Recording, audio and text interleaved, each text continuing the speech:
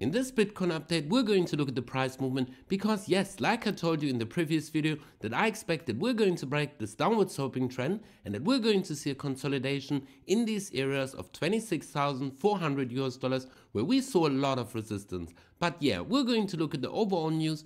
Bitcoin and Ethereum selling pressure declines as data suggests looming accumulation. And that is also what I told you in the previous video, that I expect that a lot of people will buy Bitcoin in these regions and that we're not going to see a dip below the 24,600 US dollar level. On the weekly chart, we can see that Bitcoin is at the moment once again at the 200 moving average on the weekly chart.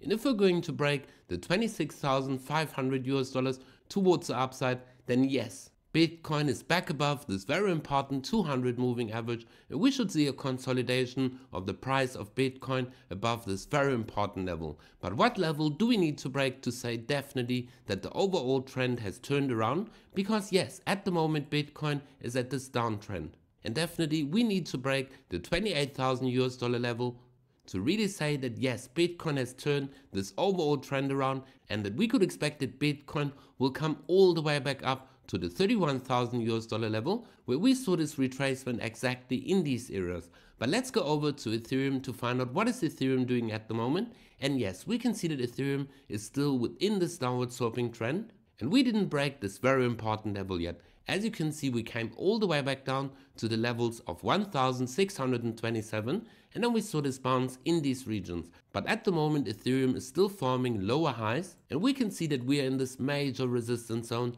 which was previous support and also resistance exactly in these areas. So yes, we could expect that Ethereum will come all the way back down to form a double bottom. But if we're going to lose this higher low, then we could expect that Ethereum is going to dump all the way back down. And then we could expect that Bitcoin is also going to lose this very important level and that we're going to come all the way back down to this very important trend line.